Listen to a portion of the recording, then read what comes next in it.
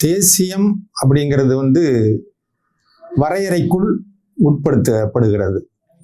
முதல்ல நிலத்தினுடைய எல்லை, ஒரு பொது மொழி, அந்த மக்கள் சேர்ந்து வாழ்வதற்கான உணர்வுபூர்வமான சிந்தனைகள், அவர்களுடைய வாழ்வியல் பண்பாடு அனைத்தையும் உள்ளடக்கிதான் ஒரு தேசியம் என்ற வரையறையை உட்படுத்துகிறோம். தமிழ்நாடு என்பது தமிழ் தேசியத்தின் வரையறைக்குள் அமைந்திருக்கிற ஒரு பகுதி, நிலப்பகுதி, ஒரு நீண்டகால தொடர்ச்சி உள்ளது. திராவிடம் என்ற தேசியம் எந்த வரையறைக்குள்ளும் இல்லை. ஆந்திராவில் இருக்கக்கூடிய அந்த அரசியல் கட்சி தலைவர்களை போய் நீங்க திராவிடர்கள் என்று சொன்னால் ஏற்றுக்கொள்ள மாட்டார்கள். கன்னட தேசியத்தில் இருக்கக்கூடியவங்களும் ஏற்றுக்கொள்ள மறுக்கிறார்கள். கேரளமும் அப்படித்தான். அங்கெல்லாம் திராவிட தேசியம் செயலுக்கு வரவில்லை. தமிழ்நாட்டில் மட்டும் திராவிட தேசியம் என்ற ஒரு செயல்பாட்டை பொய்யாக கையாளுகிறார்கள். என்ன கரணியம் அப்படின்னு பார்த்தீங்கன்னா, கரணியம் என்பது காரணம் என்னன்னு பார்த்தீங்கன்னா, இங்க ஒரு சென்னை மாகாணம் என்ற ஒரு கட்டமைப்பு பிரிட்டிஷ் அரசாங்கம் இங்கே நடத்தியது. அப்போது தெலுங்கு, கன்னடம், மலையாளம், துளு இவையெல்லாம் கூட இங்கே இருந்ததன் விளைவாக அன்றைக்கு அது தேவைப்பட்டது. அந்த தேவைப்பட்ட காலத்தில் அனைவருமே இங்கே இருந்தார்கள். இந்த சென்னை தலை மாகாணத்தில் இருந்தார்கள். அது 1953 ஆந்திரா பிரிந்து செல்கிறது. 56 கன்னடம், கேரளம் எல்லாம் பிரிந்து செல்கிறது. அவர்கள் விட்டு சென்ற பகுதியை தான் நம்ம தமிழ்நாடுன்னு இன்னைக்கு வச்சிருக்கோம். ஆனா நம்முடைய நிலப்பரப்புகள் இன்றைக்கு 1,21,000 சதுர கிலோமீட்டர் என்றால், இன்னொரு 1,00,000 சதுர கிலோமீட்டரை நாம் சுற்றி இருக்கக்கூடிய அண்டை மாநிலங்களில் இழந்திருக்கிறோம். நம்ம அவங்க எடுத்துட்டு மீதி தந்ததை தான் நம்ம தமிழ்நாடுன்னு வச்சிருக்கோம். அப்ப இது திராவிட தேசிய அரசியலுக்குள் வராது. நீங்க ஏன் அதை கட்டி காக்குறீங்கன்னா, இங்க இருக்கக்கூடிய மக்களுக்கு எந்த சேதாரமும் வந்துவிடக்கூடாது. தெலுங்கு பேசக்கூடியவங்க, கன்னடம் பேசக்கூடியவங்க, மலையாளம் பேசக்கூடியவங்களுக்கு எந்த கெடுதலும் வந்துடக்கூடாதுங்கிறதுக்காக தான் அவங்க திராவிட அரசியலையே அவங்க தொடர்ச்சியா கொண்டுட்டு வந்துட்டு இருக்காங்க. நாம என்ன சொல்றோம்னா, அவங்களை யாரும் தமிழ்நாட்டை விட்டு போக சொல்லலை. நீங்க தமிழ்நாட்டில் போட்டியிடுங்க, வெல்லுங்க, அதெல்லாம் நாங்க தப்புன்னே சொல்லலை. உங்களுக்கான அதிகாரத்தை பெறுங்கள். ஆனால் தமிழ்நாட்டில் தமிழ் தேசியத்தை தான் நீங்கள் முன்னிறுத்த வேண்டும். நீங்க தெலுங்கர்களா இருக்கலாம், கன்னடரா இருக்கலாம், எப்படி வேணாலும் இருக்கலாம். அது உங்க முன்னோர்கள், நீங்க வந்துட்டீங்க, நாங்க யாரும் நீங்க போங்க. அது கூட சில கட்சி இயக்கங்கள்லாம் ஒரு எல்லை வைக்கிறாங்க. நீங்க 56க்கு முன்னால இங்க இருந்த நீங்கெல்லாம் உங்களை சிக்கல் இல்லை, தமிழ்நாட்டுக்கு சொந்தமான மக்கள். 56க்கு பிறகு வந்தவங்க எல்லாம் நீங்க புதிய குடியேற்றம், அதனால உங்களுக்கு சில உரிமைகள் நாங்க தர முடியாதுன்னு கூட சில இயக்கங்கள் முன்வைக்கிறாங்க. அது ஒரு வகையிலும் சரிதான். ஏன்னா உங்களுக்கு மொழி வழி மாகாணம் பிரிந்து விட்டது. இப்ப நீங்க ஆந்திரா பிரிஞ்சு இன்னொரு ஆந்திராவை உருவாக்கி இருக்கு இல்லையா? அப்ப அவங்களுக்கு 2 தலைநகரம் இருக்கு, 2 மாநிலம் இருக்கு. ஆமா, அப்படி இருக்கும்போது நீங்க ஏன் இங்க எங்களுக்கு வேணும் அப்படின்னு நீங்க எப்படி சொல்லலாம்? நீங்க தமிழர்களாக தானே மாறணும். தமிழ்நாட்டில் வாழ்றீங்க, தமிழ் மொழியை பாடமா எடுத்து படிக்கிறீங்க, தமிழ்நாட்டு தலைமைச் செயலகத்துக்குள்ள வேலைக்கு வர்றீங்க, எல்லாமும் உங்களுக்கு கிடைக்குது, எதுவுமே மறுக்கப்படலை. அப்படி இருக்கும்போது நீங்க தமிழர் தானே. ஒரு உணர்வுபூர்வமா கேட்கிறேன், நீங்க தமிழர்னு நாங்க ஏத்துக்க சொல்லலை. நீங்க தமிழ்நாட்டுல வாழ்வதனால தமிழ் தேசியத்தை ஏற்றுக்கொண்டு தமிழ்நாட்டுக்கு நீங்க உழைக்க வேண்டியது தானே. இப்ப சிங்கப்பூர்ல தமிழர்கள் போய் ஏதோ ஒரு காலத்துல போய் சேர்ந்தாங்க, அந்த நாட்டு விடுதலை போராட்டத்தில் கலந்து கொண்டாங்க. அதனாலதான் சிங்கப்பூர் மதிக்குது தமிழர்களை. அவர்களுடைய மொழியை ஒரு ஆட்சி மொழியா வச்சிருக்கு. அதே மாதிரி நீங்க இங்க உங்க தமிழ்நாட்டுக்கான மக்களாக இருக்கிறீங்க. தமிழ் தேசியத்தை வரையறுத்து பேசுங்க, தமிழ் தேசியத்தை உயர்த்தி பிடியுங்க, அதற்காக எந்த ஈகம்னாலும் செய்யுங்க.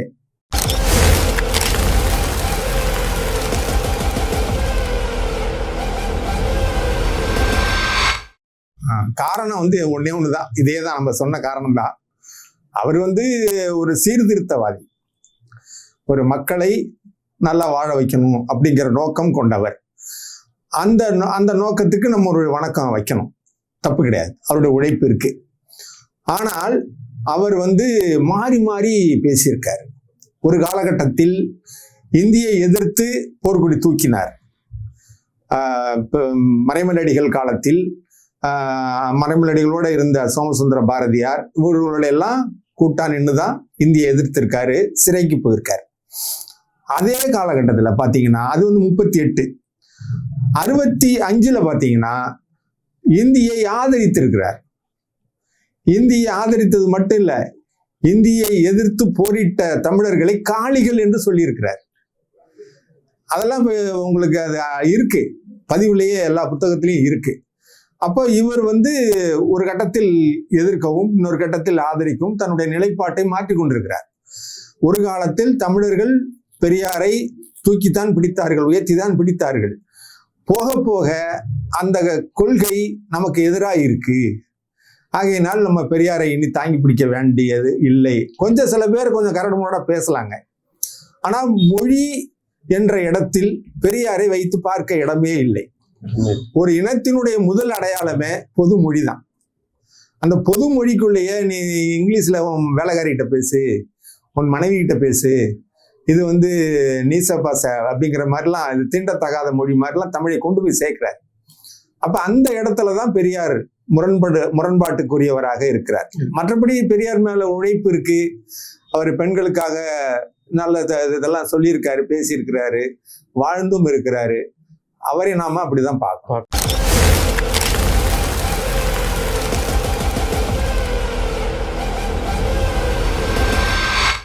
எந்த இடத்தில் நம்ம வாழுகிறோமோ அந்த மண்ணுக்காகத்தான் நம்ம பேசி ஆகணும். ஓகே, நீங்க கர்நாடகத்துல போய் நீங்க தமிழர்கள் குடியேறி இருக்கிறீங்க, இல்ல நீண்ட காலமா வாழுறீங்க, அது எல்லை பிரிவினையில நீங்க அந்த பக்கம் போயிட்டீங்க, இருந்தாலும் அந்த கன்னட தேசியத்துக்கு தான் நீங்க பேசி ஆகணும், வாழ்ந்தாகணும்.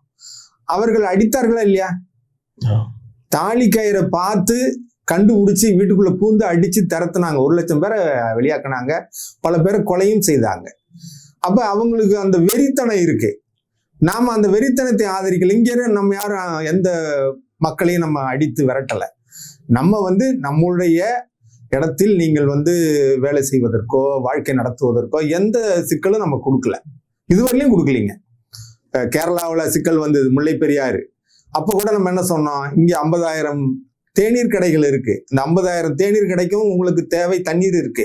அப்ப நீங்க தண்ணீர் தர முடியாது, அதை உயர்த்த முடியாதுன்னு சொன்னீங்கன்னா இங்க நீங்க எப்படி தேநீர் கடை வச்சு நடத்த முடியும் அப்படின்னு கேட்டவுடனே அதை புரிந்து கொண்டு அந்த மக்கள் எதிர்வினை ஆற்றினாங்க. அதனால வெளி மாநிலத்தில் வாழக்கூடிய தமிழர்கள் அந்த மாநிலத்தினுடைய மக்களாகத்தான் நம்ம பார்க்க வேண்டும்.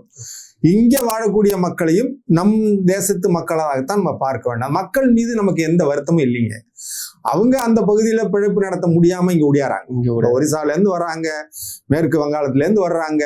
அப்ப அந்த மக்கள் அங்க வாழ முடியாத சூழல். பீகார்ல இருந்து வராங்க, இப்ப இங்க வாழ்றாங்க. அவங்க நம்ம மண்ணுக்காக உழைக்கிறாங்க, கட்டடம் கட்டுறாங்க, பாலம் தோன்றாங்க, என்னென்ன செய்யறாங்க. இப்ப அந்த மக்களை நம்ம போய் ஒன்றும் சொல்லலை. இங்க பெரும் வணிகம் செய்யக்கூடியவர்கள் தான் நமக்கு முதன்மையான எதிரிகளா. ஆமா, அவங்க தான் நம்முடைய சுரண்டக்கூடியவர்கள். இது உழைச்சிட்டு ஏதோ கொஞ்சம் பணத்தை வீட்டுக்கு அனுப்பி வைக்கிறாங்க, அவங்க அந்த மக்கள் அங்க வாழ்றாங்க, சில நேரத்துல இங்கேயும் சேர்ந்து வாழ்றாங்க. அது ஒரு எல்லைக்கு உட்பட்டது. அது அவங்க நாளைக்கு வாக்களிக்கலாம், வாக்களிக்கிறது வாய்ப்புகள்லாம் இருந்ததுன்னா நமக்கு எதிராகவும் போகலாம்.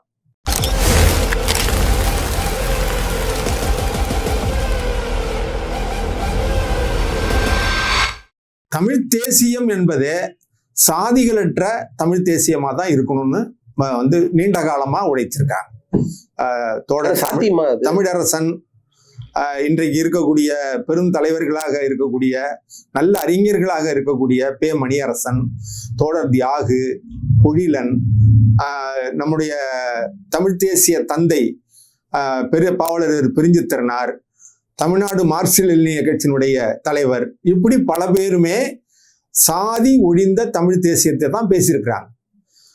அவங்க ஏன் அதை சாத்தியமானு கேட்காதீங்க, அது தேவையா நம்ம பார்க்க வேண்டியிருக்கு. ஏன்னா இன்னைக்கு நம்ம ஒன்றுபடாமல் இருப்பதே இந்த சாதியால தான். நமக்குள்ள இருக்கிற உணர்வுகள் பீரிட்டு கிளம்பாம இருக்கிறதுக்கு காரணமே சாதிகள் தான். சாதி வந்து ஒரு தவறு செய்யக்கூடியவனா ஒருத்தனை ஒரு சித்தரிக்கு கொடுத்ததுன்னா அந்த சாதியை நோக்கி தான் எல்லாரும் கல்வி வீசுறாங்க. ஒரு தவறு நடந்துடுச்சு, ஒரு சமூகத்துல ஒரு கேட்டை செய்துட்டான், அவன் என்ன சாதி, அவன் கேட்டை செய்தவன் என்ன சாதி என்று கேட்டு அந்த சாதியின் மீது கவனம் செலுத்தக்கூடிய மக்களாகத்தான் இங்க இருக்கிறாங்க.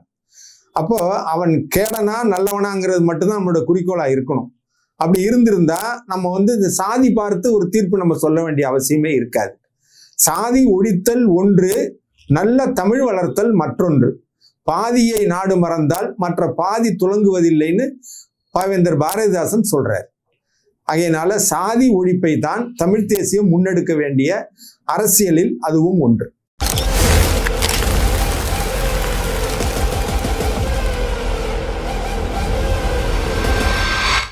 அதாவது இந்திய தேசியத்தை ஏற்றுக்கொண்டு தமிழ் தேசியம் நடத்துகிறவர்கள் ஒரு பகுதி. அதாவது இந்திய நாடாளுமன்றத்தில் போட்டியிடுவாங்க. இப்ப நாம் தமிழரும் போட்டியிடுறாங்க, தமிழ்நாட்டு சட்டசபைக்கும் போட்டியிடுவாங்க, தமிழ்நாட்டில் இருக்கக்கூடிய மாநகராட்சி நகராட்சியிலும் போட்டியிடுவாங்க. இதெல்லாம் பார்த்தீங்கன்னா இந்திய தேசிய கட்டமைப்புக்குள் நின்று கொண்டு தனக்கான தமிழ் தேசியம் பேசிக்கொள்வார்கள். இது வந்து இப்பைக்கு அவங்க எடுத்திருக்கிற ஒரு அரசியல் முடிவு. ஆனால் இது நீண்ட காலத்துக்கு இந்த அரசியல் முடிவில் அவர்கள் இருக்க முடியாது. அதனாலதான் இயக்க அரசியல் என்ன சொல்லுதுன்னா, இந்திய அந்த சட்ட அமைப்பை நாங்கள் ஏற்றுக்கொள்ளவில்லை, எங்களை விடுதலை நோக்கித்தான் எங்களுடைய பயணம் இருக்கு. அரசியல் பயணம் என்பதே, தமிழ் தேசியம் என்பதே இந்த இந்திய வரைபடத்திற்குள் விடுதலையாவதுதான். இந்திய அரசமைப்பு சட்டத்தால் நம்மை ஆளுகின்றபடியால் நம்முடைய மொழி முதலில் அழிக்கப்படுகிறது. அந்த அரசமைப்பு சட்டத்தில் தொடக்கத்தில் என்ன ஆயிடுது, நம்முடைய மொழி அழிந்து போகிறது. 343 351 சட்ட உறுப்புகள் என்ன சொல்லுது, இந்தியை தான் முதன்மை இடத்தில் வைத்திருக்கிறது, இந்திய தான் ஆளும் மொழி. இந்திய வந்து நீங்க சென்னை உயர்நீதிமன்றத்தில் கூட கொண்டுட்டு வர முடியும். ஆனால் தமிழை சென்னை உயர்நீதிமன்றத்தில் கொண்டு வர வேண்டும் என்றால் இந்திய உச்ச நீதிமன்றம் அதனுடைய தலைமை நீதிபதி நமக்கு ஒப்புதல் வழங்க வேண்டும். அப்படி ஒரு இதை ஏற்பாடு செய்து வச்சிருக்கிறாங்க. அப்போ நம்முடைய மொழி அழிக்கப்படுவது இந்த அரசமைப்பு சட்டத்தின் காரணமாகத்தான். ஆகையினால 2 வகையான தமிழ் தேசியத்தை நாம் புரிந்து கொள்ள வேண்டியிருக்கு. தமிழ் தேசியம் என்றால் அது விடுதலைக்கான குறியீடு. இன்னொரு பக்கம் தமிழ் தேசியம் என்றால் அவர்களுக்கு ஒரு பிழைப்புவாத குறியீடு. ஆமா, இப்படிதான் இந்த ரெண்டுமே பார்த்தீங்கன்னா வேறுபட்டது. ஆமா.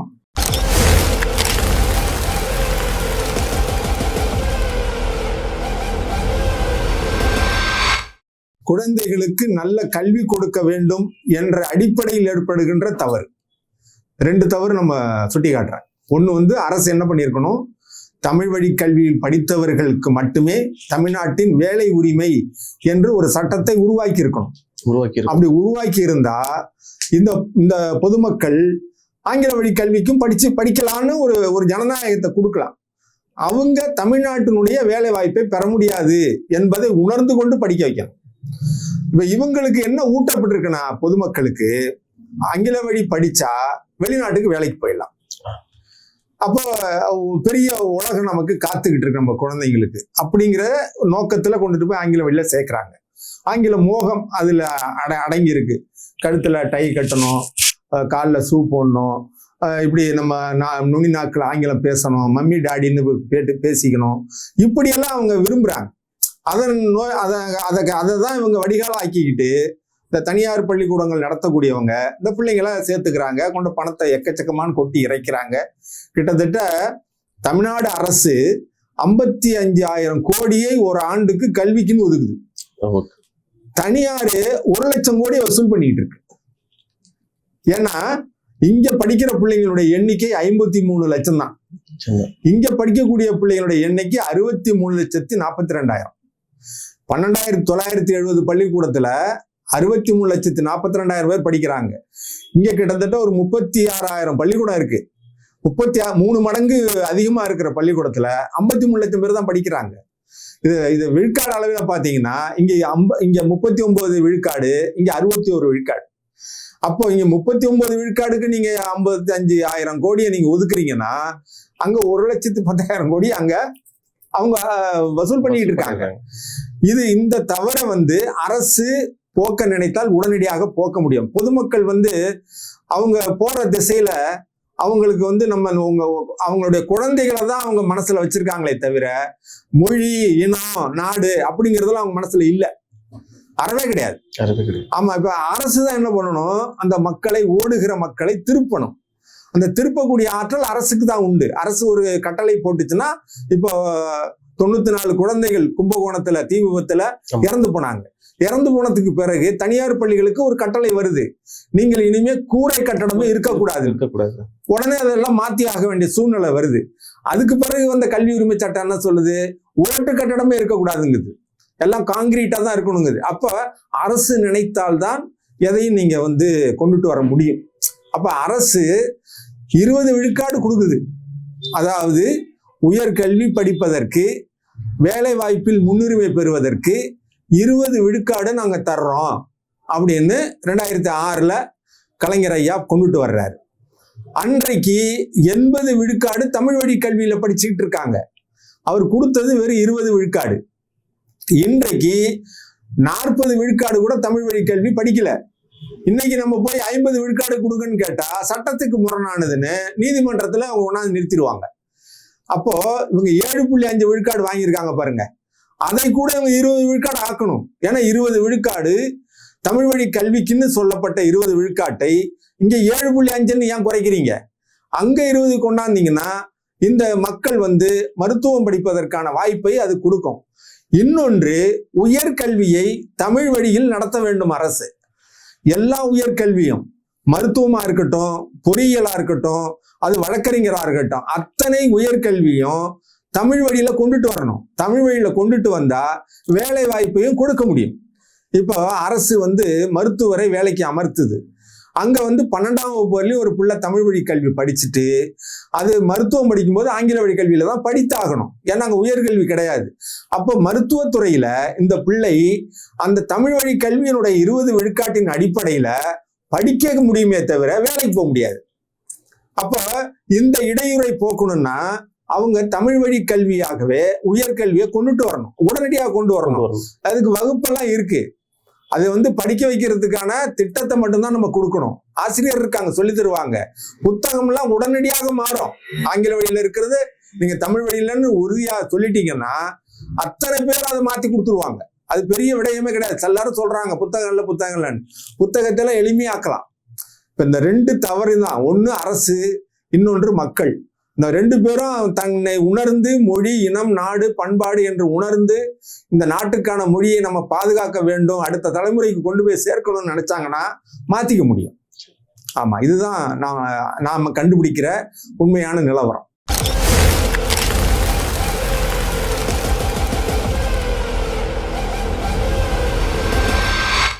அது இருக்கிறதுக்கு ரொம்ப வாய்ப்பு ரொம்ப ரொம்ப குறைவு. ஏன்னா சிவாஜி லிங்கம் என்ன சொன்னாருன்னா, அந்த நேரத்தில் 2009ல நடந்த அந்த போராட்டத்தின் பிறகு அவர்கிட்ட நேர்காணல் கேட்கும்போது, இந்த ஆண்டு மாவீரர் நாளில் பிரபாகரன் வந்து பேசினால் இருக்கிறார் என்று பொருள்.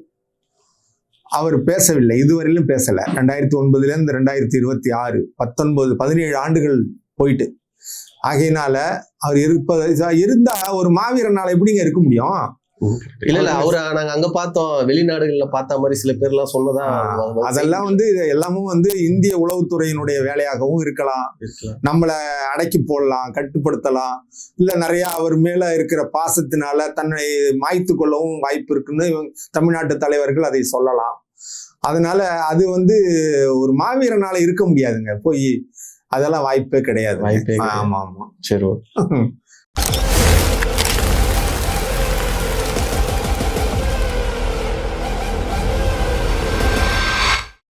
திமுக ஒரு மொழி உணர்வு போராட்டத்தில் விளைந்த ஒரு கட்சி. ஆமா, அது 67 ஆட்சிக்கு வரும்பொழுது அதனுடைய அடிப்படையில தான் ஆட்சிக்கு வருது. ஆனால் மொழியை இன்றைக்கு அழித்த கட்சியில் முதலிடத்தில் இருக்கக்கூடிய கட்சியாக இருக்கு.